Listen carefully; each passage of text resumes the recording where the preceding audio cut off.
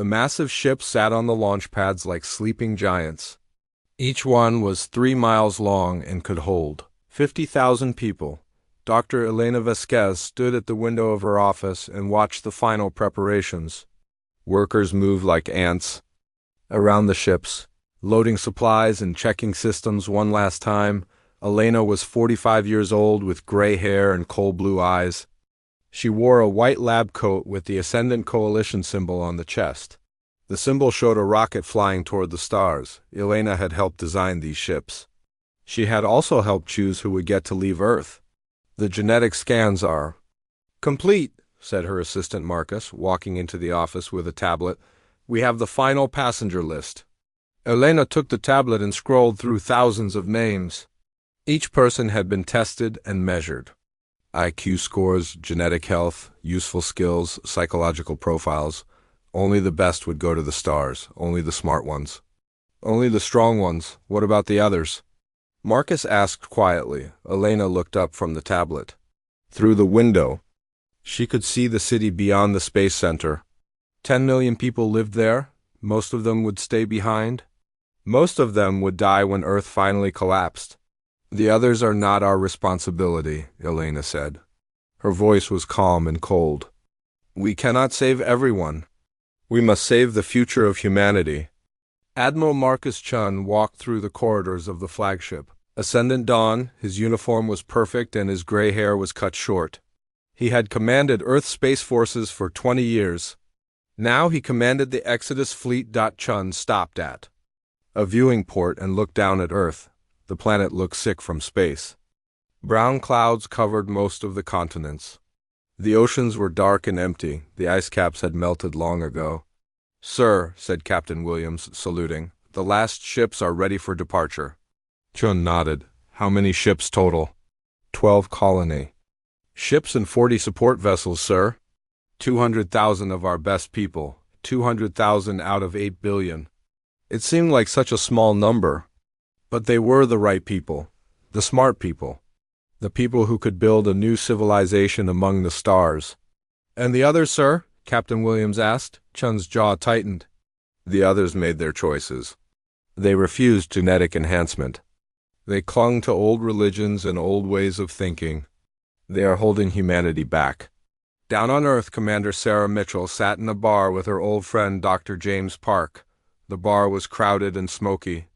Most of the customers were drinking cheap alcohol and watching the news on broken screens. Sarah was 38 years old with short black hair and tired eyes. She wore a simple gray jumpsuit. 3 weeks ago, she had been offered a place on the Ascendant Dawn. She had turned it down. They asked me to come with them, Sarah said, taking a sip of her drink. James nodded. He was younger than Sarah, maybe 35, with messy brown hair and thick glasses. He had been rejected by the Coalition's Science Council. They said his ideas were too dangerous. They asked me too, James said. But only if I abandoned my research. What research? James looked around the bar to make sure no one was listening. Consciousness transfer. Merging human minds with AI systems. I said it was unnatural, Sarah laughed bitterly. Unnatural. They're abandoning 8 billion people and they call your research unnatural. On the screens around the bar, the news showed the final preparations for departure.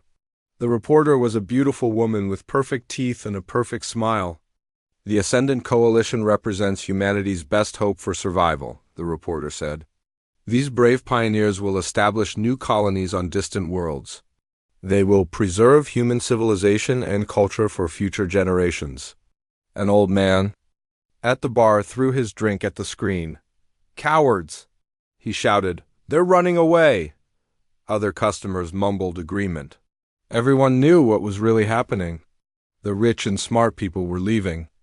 The poor and ordinary people would stay behind to die. Elena Vasquez walked through the passenger areas of her ship. Families sat in comfortable seats with their luggage. Children played games on tablets. Everyone looked clean and healthy and smart. She stopped to talk to Dr. Robert Zhang, one of the Coalition's top geneticists. How do you feel about leaving? Elena asked. Dr. Zhang shrugged. It's necessary. Earth is finished. The ecosystem is collapsing. The average IQ has been dropping for decades. Crime is everywhere. These people, he waved his hand toward Earth, they created this mess. Elena nodded. Exactly, we tried to help. Them, we offered genetic improvements. We offered education programs. They refused. They chose ignorance.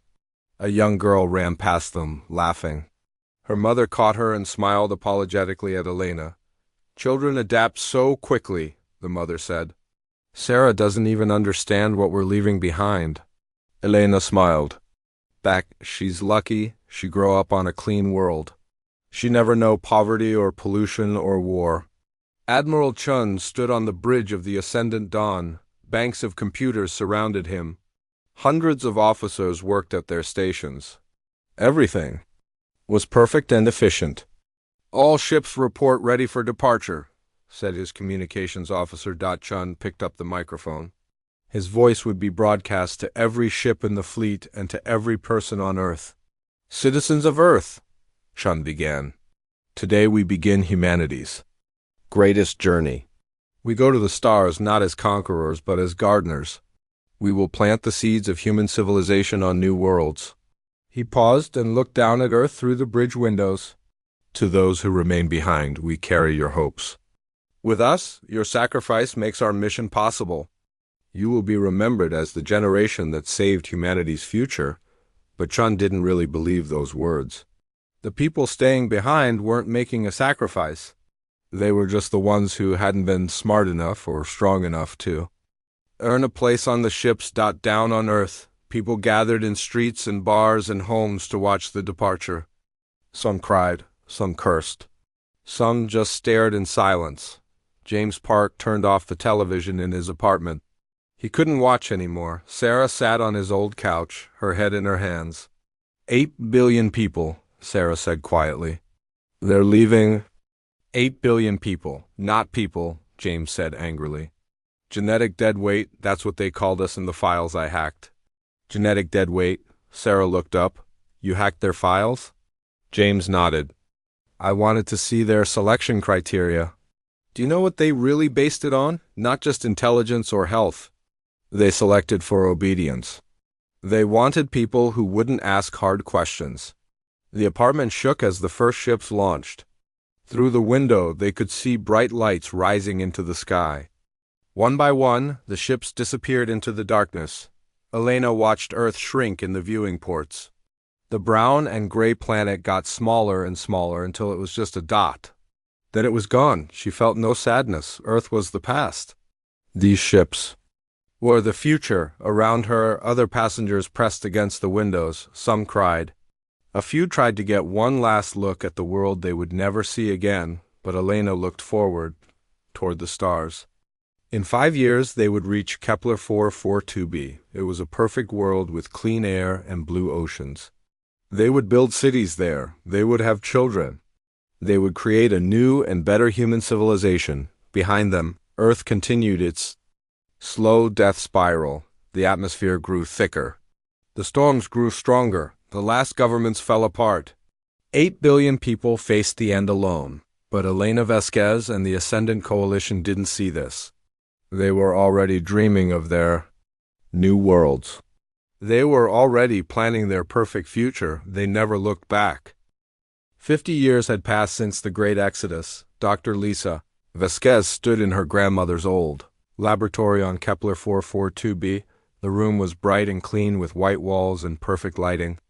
Through the large windows, she could see the crystal towers of New Geneva stretching toward the purple sky. Lisa was 30 years old with the same cold blue eyes as her grandmother Elena.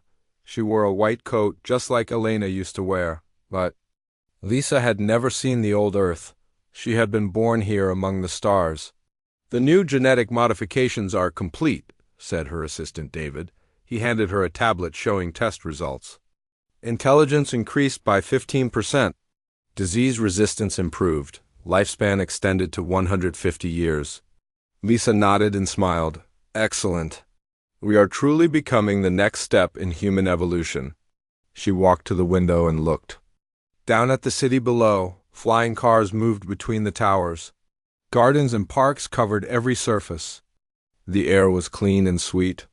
2 million people lived here now, all of them perfect examples of human potential. Admiral David Chun commanded the coalition fleet from his flagship orbiting Proxima Centauri C. He was the son of the great Marcus Chun, who had led the Exodus. David was 45 years old, with sharp features and gray eyes that missed nothing. The bridge around him hummed with quiet efficiency. Officers worked at holographic displays showing star charts and fleet positions. Everything was precise and advanced and beautiful. "Sir," said Communications Officer Torres, "we're receiving another transmission from Earth." David frowned. For the past 10 years, Earth had been sending radio signals toward the colony worlds. Mostly they were distress calls begging for help. Sometimes they were angry messages full of curses and threats. "Put it through," David ordered. The main screen flickered and showed a fuzzy image of a woman with gray hair and tired eyes. She wore simple clothes and stood in what looked like a basic communications room. "This is Director Susan Collins of the United Terran Republic," the woman said. "We are sending this message to all coalition colonies. Earth has survived. Our population has grown to 12 billion people. We have rebuilt our world and reached for the stars. We remember what you did to us. We remember how you left us to die. One day we will find you. One day there will be justice." The message ended. David stared at the empty screen for a moment, then laughed. 12 billion, he said to his officers. "Impossible. Earth was finished 50 years ago." But Lieutenant Morrison looked worried. "Sir, our long-range sensors have detected strange activity in the Sol system, energy signatures we don't recognize." David waved his hand dismissively. "Probably the last death spasms of their civilization. Continue monitoring, but don't waste resources on detailed scans." Back on Earth, Commander Sarah Mitchell walked through the halls of the orbital station. New Hope? She was 88 years old now, but still strong thanks to the life extension treatments developed by Earth's new Science Council.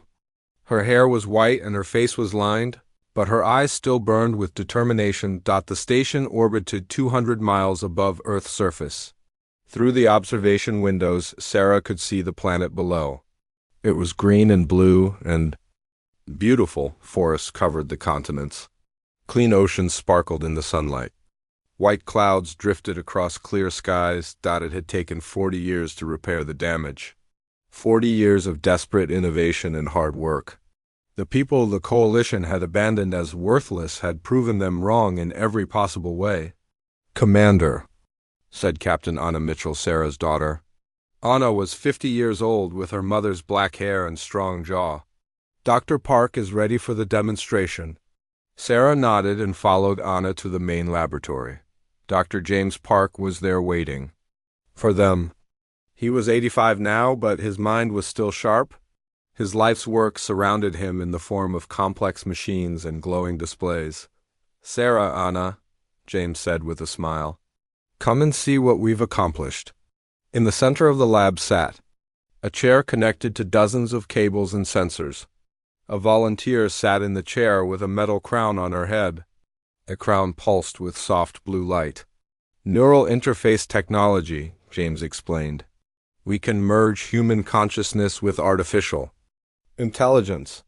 The result is a hybrid mind that thinks faster and sees patterns no normal human could detect." Sarah watched as the volunteer's eyes changed. They became distant and strange, as if she was seeing things far beyond the room. "I can feel the ship's systems," the volunteer said in a dreamy voice. "I can see the gravitational currents between planets. I understand the quantum fluctuations in the reactor core." James touched a control and the volunteer returned to normal. She blinked and shook her head. "How do you feel?" Anna asked. "Like I was connected to everything," the volunteer said. "Like I could touch the stars." Sarah felt a chill of excitement. "How many people can use this technology?" "We've tested it on 50,000 volunteers so far," James said. "The success rate is 95%. We can create an entire generation of hybrid humans." "And ships?" Sarah asked. James grinned. A ship controlled by a hybrid mind can outthink and outfight anything the Coalition has built. Their advanced computers are no match for human intuition merged with artificial intelligence. On Kepler 442b, Dr. Lisa Vasquez was reviewing the latest reports from their deep space monitoring stations. The data was confusing and disturbing. Long-range scans of the Sol system showed massive construction projects and energy outputs that shouldn't be possible. "This can't be right," Lisa muttered, staring at her computer screen. Her assistant, David, looked over her shoulder. "What is it, Doctor?" "According to these readings, Earth has built over 300 orbital platforms. They have space elevators and fusion reactors and ... Lisa paused and double-checked the numbers. "And a population of 12 billion people," David frowned. "That's impossible. Earth was dying when our ancestors left. The ecosystem was collapsing. How could they support 12 billion people?" Lisa stood up and paced around the laboratory. Her grandmother Elena had always taught her that the people left on Earth were inferior. They lacked the intelligence and genetic quality to survive. But these reports suggested something very different. "Call Admiral Chun," Lisa said finally. "He needs to see this data." Admiral David Chun studied the reports in his private office aboard the flagship. The numbers were impossible to ignore. Earth hadn't died. It had been reborn stronger than ever. How did they do it? David asked himself. His grandfather Marcus had been certain that Earth was finished. The planet had been polluted and overcrowded. And falling apart, he opened his personal files and read through the old records from the Exodus. His grandfather's reports painted a clear picture of a dying world and a hopeless population. But maybe they had been wrong. Maybe they had underestimated the people they left behind. David's communications officer buzzed him on the intercom. "Sir, we're receiving another transmission from Earth. This one is different. Put it through." The screen showed a man in his 80s with white hair and kind eyes. He wore a simple blue uniform with Earth's symbol on the chest. The symbol showed a green planet surrounded by stars. "I am Dr. James Park, Director of Earth's Technology Council," the man said. 50 years ago, your ancestors left us to die. They took the best ships and the most resources. They said we were inferior. They said we would never amount to anything. James paused and smiled slightly. "They were wrong. We survived. We rebuilt our world. We created technologies your people never imagined. And now we have a message for you." The image changed to show vast fleets of strange-looking ships. They didn't look like the sleek Coalition vessels. These ships were organic and flowing, as if they had grown rather than been built. "We are coming," James said simply. "We remember what you did. We remember every person who died because you abandoned them. Justice is coming, and it wears human faces." The transmission ended. Admiral David Chun stared at the empty screen, feeling cold fear creep up his spine. For the first time in 50 years, the Coalition faced a threat they didn't understand. On Earth, the great fleets prepared for departure. Ships that thought with hybrid minds. Weapons that used technologies born from desperation. And 12 billion. People united by a single memory. The day their best and brightest abandoned them to die, the hunt was about to begin. The first Earth ships appeared at the edge of the Volf 359 system on a Tuesday morning. They didn't look like warships. They looked like old cargo vessels with strange organic curves and flowing lines. Admiral David Chun watched them through the sensors of his flagship from 3 star systems away. "Only 12 ships," said his tactical officer, Lieutenant Hayes. "They look primitive." David frowned as he studied the sensor readings. The Earth ships moved in perfect formation without any visible communication between them. Their hulls seemed to shift and change shape as they flew. "Deploy the Volf 359 defense fleet," David ordered. "Show them what real military power looks like." Commander Rachel Torres commanded the Coalition Defense Force at Volf 359B. She was 35 years old with short, blonde hair and confident eyes. Her fleet consisted of 24 of the Coalition's finest warships. Each one was 3 times larger than the Earth vessels. Incoming transmission from the lead Earth ship. reported her communications officer. The main screen showed a woman who looked about 40 years old. She had calm brown eyes and wore a simple gray uniform. But something was strange about her eyes. They seemed to see too much, as if she was looking at things beyond the visible world. "I am Captain Martinez of the Earth vessel Freedom," the woman said. "We claim this system in the name of the United Terran Republic. You have 1 hour to surrender or withdraw." Rachel laughed out loud. "Surrender? You have 12 old cargo ships. We have 24 advanced warships." Captain Martinez smiled slightly. "We tried to warn you." The transmission ended. Rachel turned to her weapons officer. "Target their lead ship. Fire a warning shot across their bow." The Coalition warship fired a plasma beam that could have destroyed a small moon. The beam streaked across space toward the Earth ship, but something impossible happened. The Earth ship simply wasn't there anymore. It had moved sideways faster than any ship should be able to move. What the hell? Rachel whispered. All 12 Earth ships suddenly accelerated. They moved like living things, flowing and dancing through space. The Coalition ships fired their weapons but couldn't hit anything. The Earth vessels moved too fast and too unpredictably. Than the Earth ships fired back. Their weapons weren't plasma beams or missile launchers. They fired something that looked like liquid light. The strange energy hit the Coalition shields and passed right through them as if they weren't there. The first Coalition warship exploded. Then the second. Then the third. Rachel watched in horror as her fleet was torn apart in minutes. The Earth ships moved with perfect coordination, as if they were controlled by a single mind. They targeted weapon systems and engines with surgical precision. "Ma'am," her tactical officer said in a shaking voice, "their weapons are ignoring our shields completely, and their ships are moving at impossible speeds." "How?" Rachel demanded. She got her answer when one of the Earth ships came close. "Enough for detailed scans." The readings made no sense. The ship's hull was partially organic. Its crew weren't just humans operating controls. They were connected directly to the ship's systems through neural interfaces. "They're not piloting their ships," Rachel whispered. "They are their ships?" In 6 hours, the Vol 359 defense fleet was completely destroyed or captured. Not a single Earth ship was even damaged. Rachel found herself aboard the Earth vessel Freedom, sitting across from Captain Martinez in a simple conference room. "How did you do it?" Rachel asked. Her uniform was torn and her face was dirty from the escape pod crash. "Captain," Martinez poured 2 cups of tea and offered one to Rachel. "50 years ago, your people said we were inferior. They said we lacked the intelligence to survive. So we had to become more than human to prove them wrong." "More than human?" "I'm not just Maria Martinez anymore," the captain explained.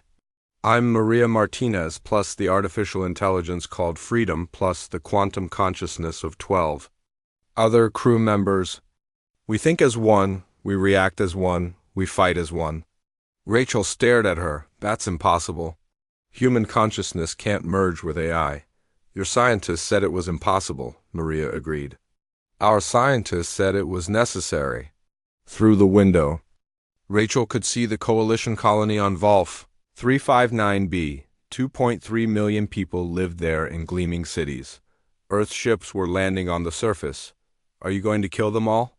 Rachel asked quietly. Maria shook her head. "We're not monsters. We're giving them a choice. Join us or be relocated to a neutral world. Most are choosing relocation, and the ones who join you, they're the smart ones. They understand that their ancestors made a terrible mistake 50 years ago. They want to help fix it." Down on the planet's surface, Coalition colonists gathered in the main plaza of New Berlin. Earth soldiers stood guard, but they weren't threatening anyone. They just watched with those strange hybrid eyes that seemed to see everything. Dr. Emily Watson was a third-generation colonist. Her grandparents had been part of the original Exodus. She was 28 years old with curly red hair and freckles. She worked as a biochemist in the colony's research center. "I want to join them," Emily told her husband Mark. Mark stared at her in shock. "Emily, they're the enemy. They destroyed our fleet. No, Emily said firmly. Our ancestors were the enemy. They abandoned billions of people to die. These people survived and thrived despite being left behind. An Earth soldier approached them. He was young, maybe 25, with dark skin and kind eyes. But like all Earth personnel, there was something different about him. Something that suggested he was more than just human. I'm Sergeant Collins, he said politely. Are you interested in joining the Republic? Emily nodded. What does that mean exactly? It means acknowledging that what the Coalition did 50 years ago was wrong. It means helping us contact the other colonies and convince them to surrender peacefully. It means working to build a better future for all humans, not just the genetically enhanced. Mark grabbed Emily's arm. Don't listen to him. We have good lives here. We're safe and prosperous. Sergeant Collins looked at Mark with sad eyes. Safe and prosperous while billions of your own species were left to die. How is that something to be proud of? Emily pulled away from her husband. He's right, Mark. We've been living a lie. Within 3 days, over 300,000 colonists had volunteered to join Earth's cause. The rest chose relocation to distant worlds where they could live in peace. Only a few thousand chose to fight, and they were quickly overwhelmed. Admiral David Chen received the reports from Volf 359 in his command center on Proxima Centauri C. The data was impossible to believe. An entire coalition fleet destroyed in 6 hours. A heavily defended colony captured without significant casualties. Sir, said his intelligence officer, Commander Blake, we've analyzed the battle recordings. The Earth ships appear to be controlled by some kind of hybrid consciousness. Human minds merged with artificial intelligence. David studied the tactical displays. The Earthships had moved with perfect coordination. No human pilot could react that fast or think that clearly in the chaos of battle. How many Earthships are there total? David asked. Long-range sensors detect approximately 2,000 vessels heading toward our colonies. They're traveling faster than our ships and using routes we've never seen before. David felt cold fear settle in his stomach. The Coalition had 2 remaining colonies, Kepler 442b with 2 million people and Proxima Centauri C with 5 million. They had powerful defense fleets and advanced weapons. But after seeing what happened at Volf 359, David wasn't sure it would be enough. Send a message to all Coalition worlds, David ordered. Full military alert. Prepare for siege. He paused and looked at the star charts showing Earth's approaching fleets. And send a diplomatic transmission to Earth, maybe we can negotiate. But deep down, David knew there would be no negotiations. Earth remembered everything. They remembered. The abandonment, the suffering, the billions who died while the Coalition lived in luxury. This wasn't a war for territory or resources. This was justice coming home. On Earth. Director James Park stood in the command center of the orbital station. New Hope holographic displays showed the positions of Earth's fleets as they closed in on the remaining Coalition colonies. Volf 359 has fallen, reported Captain Anna Mitchell. Total victory with minimal casualties, James nodded. Good. Signal the second wave. Begin the siege of Kepler 442b. And if they try to surrender? Anna asked. James looked at her with eyes. That had seemed too much. Then we'll listen. But surrender isn't enough. There must be justice for what they did. There must be accountability. Around him, the hybrid consciousness of Earth's greatest minds worked as one. 50 years of planning was coming to fruition. The hunt had begun, and the prey was running out of places to hide. Dr. Lisa Vasquez worked frantically in her laboratory. On Kepler 442b, the room was no longer perfect and clean. Papers covered every surface. Computer screens showed weapons designs and test results. She had not slept in 3 days. The quantum destabilizer isn't working, said her assistant David. He looked exhausted and frightened. Their ship hulls adapt to every weapon we design. Lisa threw a tablet across the room in frustration. How can organic technology be superior to our quantum processors? It makes no sense. Through the laboratory windows, she could see Earth ships in orbit. Hundreds of them surrounded the planet like hunting wolves. They didn't attack the surface. They just waited and watched and broadcast their terrible messages.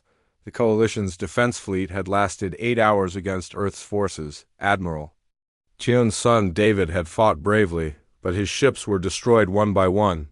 Now the planet was cut off from the rest of the galaxy. "Ma'am," David said quietly, "maybe we should consider surrender." Lisa spun around and glared at him. "Surrender? We are the future of humanity. We are genetically superior. We cannot bow to those genetic rejects." But even as she said the words, Lisa felt doubt creeping into her mind. Her grandmother Elena had always taught her that the Coalition were the chosen ones, the smart ones, the ones who deserved to survive. But if that was true, why were they losing so badly? On the planet's surface, Coalition citizens gathered in their homes and public buildings to listen to Earth's broadcasts. The messages came every hour, 24 hours a day. They showed recordings of Earth during the Exodus, videos of families crying as the ships departed, images of children dying from pollution and starvation. Marcus Thompson was a 40-year-old engineer who had been born on Kepler 442b. He sat in his apartment with his wife and 2 children, watching the Earth broadcasts. On their wall screen, "Daddy," asked his 7-year-old daughter Sarah, "why are those people so sad?" Marcus didn't know how to answer. He had grown up believing that Earth's people were inferior, that they had deserved to be left behind. But the broadcasts showed ordinary families just like his own. "The Coalition founders called us genetic dead weight," said a voice on the screen. It belonged to an elderly woman with gray hair and tired eyes. "They said we lacked the intelligence to survive. They said we were holding humanity back." The screen showed images of Earth 50 years ago, polluted cities, dying forests, desperate crowds watching the colony ships depart. "But we did survive," the woman continued. "We cleaned our world. We built new cities, we reached for the stars, and we never forgot who abandoned us." Marcus's wife Jennifer took his hand. "Marcus, what if they're telling the truth? What if our ancestors were wrong?" "They couldn't have been wrong," Marcus said, but his voice lacked conviction. "We're the advanced ones. We have genetic enhancement and quantum technology. Then why are we losing?" Jennifer asked quietly. Marcus had no answer for that. In the Coalition Command Center, Admiral David Chun studied tactical displays with growing desperation. Earth's ships had destroyed every orbital platform and satellite. They had cut off all communication with the other colonies. Kepler 442b was completely isolated. "Sir," said his communications officer, "we're receiving a transmission from the Earth fleet." The main screen showed a woman in her 50s with black hair and stern eyes. She wore Earth's simple gray uniform with the green planet symbol on her chest. "I am Captain Anna Mitchell of the United Terran Republic Fleet," the woman said. "You are Admiral Chun, son of Marcus Chun, who commanded the Exodus." David nodded stiffly. "I am. Your father left my mother behind to die," Anna continued. "She was deemed genetically inferior by your Coalition standards. Not smart enough? Not valuable enough?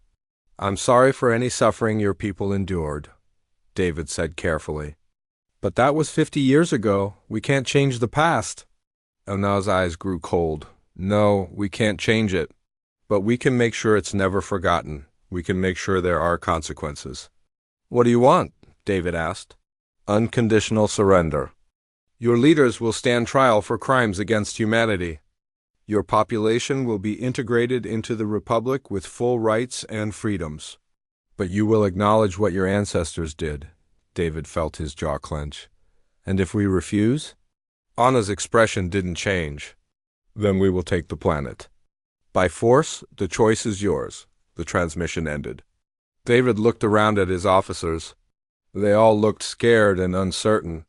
"Sir," said Commander Williams, "maybe we should consider their terms." "Never," David snapped. "We are the Coalition. We don't surrender to genetic inferiors." But even as he said it, David remembered the battle recordings from Vol 359, the Earth ships moving like living things, the perfect coordination. The weapons that passed through shields like they weren't there deep underground in the coalitions. Most secret laboratory, Dr. Lisa Vasquez made a desperate decision. She activated the planet killer weapon that her team had been building in secret for 2 years. Are you sure about this? Asked David, her assistant. Lisa's hands shook as she entered the activation codes. If we can't win, then nobody wins. We'll destroy the planet's core, kill everyone, Earth and Coalition alike. The weapon was a quantum resonator that could destabilize the planet's molten core. It would take 6 hours to charge, and then Kepler 442b would explode like a small star. Dr. Vasquez, David said slowly, that will kill 2 million Coalition citizens. Better dead than slaves, Lisa replied. Her grandmother Elena had taught her that. Better to die with honor than live under the boot of genetic inferiors. But as the weapon charged, Lisa felt a strange emptiness inside. Was this really what her grandmother would have wanted? Was genocide better than admitting they had been wrong? On Earth's flagship Vindication, Captain Anna Mitchell felt the quantum resonance building deep in the planet's core. Her hybrid consciousness could sense energy patterns that normal humans couldn't detect. They're going to destroy the planet. She reported to her bridge crew. Lieutenant Commander Park, the grandson of Dr. James Park, looked shocked. They'd rather kill 2 million of their own people than surrender? Anna nodded grimly. That's how much they hate us. How much they think. We're beneath them? Can we stop it? Asked the weapons officer. Anna closed her eyes and merged more deeply with the ship's quantum consciousness. She could feel the planet's energy patterns, the building resonance. The approaching destruction? Maybe, she said slowly. But we'll have to land troops on the surface, find the weapon, shut it down manually. That's a suicide mission, Lieutenant Commander Park pointed out. They'll have the facility heavily defended. Anna opened her eyes. Then we'd better move fast. 200 Earth soldiers launched from the orbital fleet in drop pods. They wore advanced armor and carried weapons that could punch through Coalition shields. But this wasn't about superior technology. This was about stopping a genocide. The soldiers landed in the forests outside New Geneva and fought their way toward the hidden laboratory. Coalition forces tried to stop them, but the Earth troops moved with the same hybrid consciousness that controlled their ships. They fought as one mind with many bodies. Dr. Lisa Vasquez watched the battle on her security monitors. Earth soldiers were getting closer to her laboratory. In 2 hours, the planet killer would reach full charge. Dr. Vasquez, said David, they're going to reach us. Maybe we should shut down the weapon. Lisa stared at the countdown timer. 1 hour and 53 minutes until Kepler 442b exploded. She thought about her grandmother Elena, about the perfect future they had tried to build, about the genetic inferiors who had somehow become superior. No, she whispered. If we can't be the future of humanity, then there won't be a future. But as she said the words, Lisa realized how empty they sounded, how wrong they were. The Earth. People weren't trying to destroy humanity. They were trying to save it. They were trying to bring the scattered colonies back together. The laboratory doors exploded inward. Earth soldiers poured through the breach. Their leader was a young woman with kind eyes and steady hands. Dr. Vasquez, the soldier said calmly, step away from the weapon controls. Lisa looked at the countdown timer. 1 hour and 27 minutes. She could still complete the detonation. She could still make Earth pay for humiliating the Coalition. Why? Lisa asked. Why do you care about saving Coalition citizens? We left you to die. The Earth soldier removed her helmet. She had brown hair and gentle features. She looked like someone Lisa might have been friends with in another life. Because that's what makes us human, the soldier said. We don't abandon people. We don't leave children to die because their parents made bad choices. That's what you never understood? Lisa stared at her for a long moment. Then she looked at the countdown timer again. 1 hour and 19 minutes. Slowly, with shaking hands, she began entering the shutdown codes. My grandmother was wrong, Lisa whispered as the weapon powered down. We were all wrong. Outside, 2 million coalition citizens watched Earth's ships descend to the planet's surface. Not as conquerors, but as liberators. The siege of Kepler 442b was over. Only one coalition world remained. The hunt was almost finished. The final battle began at dawn in the Proxima Centauri system. Admiral David Chun stood on the bridge of his flagship, Ascendant Dawn, watching Earth's fleet approach through the darkness between stars. 2,000 Earth ships moved in perfect formation toward the Coalition's last stronghold. Proxima Centauri held 5 million Coalition citizens. It was their capital world, their shining example of human perfection. Crystal spires reached toward the red dwarf sun. Flying cities floated in the upper atmosphere. Everything was beautiful and advanced and doomed. All fleet commanders report. Ready for battle, said David's tactical officer, Commander Blake. The Coalition had assembled every remaining warship. 400 vessels armed with their most powerful weapons. David looked at the tactical display showing both fleets. On paper, the Coalition still had superior firepower. Their ships were larger and their weapons more advanced. But after watching Wolf 359 and Kepler 442b fall, David knew that superior technology meant nothing against Earth's hybrid consciousness. "Sir," said his communications officer, "incoming transmission from the Earth fleet." The main screen showed Captain Anna Mitchell standing on the bridge of her flagship Vindication. Behind her, holographic displays showed the positions of both fleets. Her hybrid eyes seemed to look directly at David's soul. "Admiral Chun," Anna said calmly, "this is your last chance to surrender peacefully." David straightened his uniform and lifted his chin. "Captain Mitchell, the Coalition has never surrendered to anyone. We won't start now." Anna nodded as if she had expected that answer. "Then you leave us no choice. But before we begin, there's something you need to see." The screen changed to show the interior of an Earthship. Coalition prisoners from Kepler 442b were working alongside Earth citizens. They wore the same uniforms and did the same jobs. Former enemies had become partners. "Dr. Lisa Vasquez has been very helpful," Anna continued. "She's provided us with complete records of the Coalition's founding. Every decision, every debate, every cruel calculation about who deserved to live." The screen showed documents that made David's blood run cold, meeting transcripts from 50 years ago. His grandfather Marcus Chun discussing the genetic deadweight. Left on Earth, Dr. Elena Vasquez arguing that inferior humans should be allowed to die naturally. "Your grandfather wrote that Earth's population was evolutionary refuse," Anna said. "Your scientists calculated that letting 8 billion people die would improve humanity's average intelligence by 12%. David felt sick as he read his own family's words. They had talked about human beings like they were numbers on a spreadsheet. "That was 50 years ago," David said weakly. "We can't be held responsible for our ancestors' decisions. But you can be held responsible for continuing to believe those decisions were correct," Anna replied. "You still think you're superior. You still think Earth's people are beneath you." The transmission ended. David looked around his bridge at the faces of his officers. They all looked uncomfortable and ashamed. None of them had known the full truth about the Exodus. "Sir," said Commander Blake quietly, "what are your orders?" David stared at the tactical display. He could order his fleet to attack. They would fight and die for the Coalition's honor. Or he could surrender and face Earth's justice. "All ships," David said slowly, "prepare for battle." But even as he gave the order, David felt the weight of his family's crimes pressing down on him. His grandfather had abandoned 8 billion people. His father had grown up believing that was the right choice.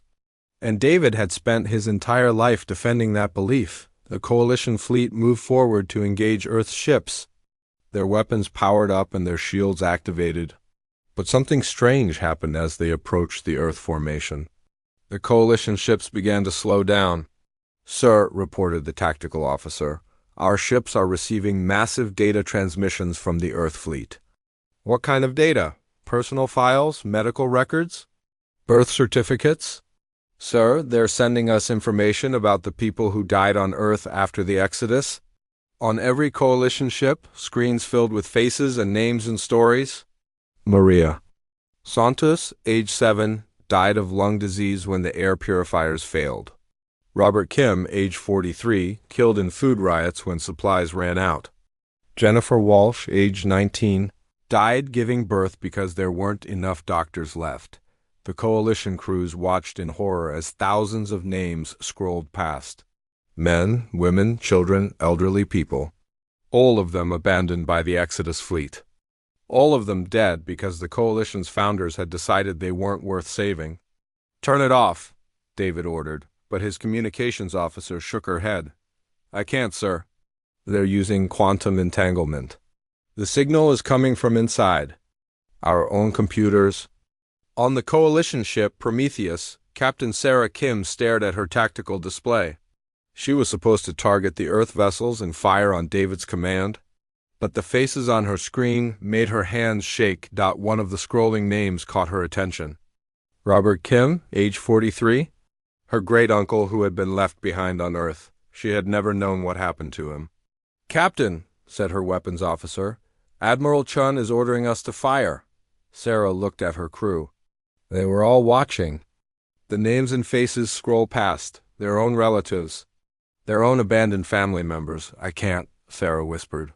"I can't fire on the people who remember our dead." One by one, coalition ships began powering down their weapons. Captains refused. Orders. Crews abandoned their posts. The fleet that was supposed to fight Earth's forces was falling apart from within. Admiral David Chun watched his command authority crumble in real time. "All ships, maintain formation. Fire on my command." But only half his fleet responded. The other half just drifted in space. Their crews overwhelmed by the weight of historical truth. Captain Anna Mitchell observed the coalition fleet's disintegration from her command center. Her hybrid consciousness could sense the emotional turmoil aboard every coalition ship. Fear, shame, guilt, and growing understanding. "They're breaking," reported her tactical officer. "Should we attack while they're vulnerable?" Anna shook her head. "No, let them make their choice." She opened a communication channel to the entire coalition fleet. "This is Captain Mitchell of Earth's Vindication. You've seen the truth now. You know what your ancestors did. The question is, what will you do about it?" The first coalition ship to respond was the destroyer Hope's End. Captain Sarah Kim's voice came through the speakers, heavy with emotion. "Vindication, this is Hope's End. We formally surrendered to the United Terran Republic. We request permission to join your cause. Hope's End, this is Vindication. Surrender accepted. Welcome to the fight for justice." More coalition ships began surrendering, then more. Admiral David Chun watched his fleet abandon him ship by ship. Within an hour, only 50 vessels remained under his command. "Sir," said Commander Blake, "perhaps we should consider surrender as well."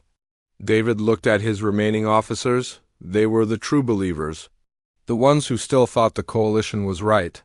But even they looked uncertain now. "Never," David said firmly. "We'll fight to the last ship." But as he spoke, something happened that changed everything. A new transmission came through from Earth's fleet. This time it wasn't Captain Mitchell. It was an elderly woman with white hair and kind eyes. "I am Commander Sarah Mitchell," the woman said. 50 years ago, I was offered a place on your Exodus fleet. I turned it down because I couldn't abandon my people." David stared at the screen. This was the woman his grandfather had left behind, the one who had rebuilt Earth from ashes. "I want you to know," Sarah continued, "that we don't hate you. You are still human. You are still our family. Your ancestors made terrible choices, but you can make better ones." She paused and looked directly at David through the camera. "Surrender, Admiral Chun. Let us heal this wound between our peoples. Let us build a better future together." David felt tears running down his face. For 50 years he had believed the coalition was humanity's salvation. But Earth's survival proved that strength came from unity, not separation. From cooperation, not superiority. All remaining ships, David said in a broken voice. Stand down, we surrender. The last coalition fleet powered down their weapons and waited for Earth's forces to board them.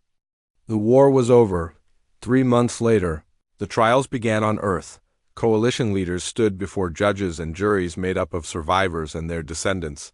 Some were sentenced to prison. Others were ordered to spend their lives working to rebuild the worlds damaged by their policies. Dr. Lisa Vasquez stood before the court and read a statement she had written.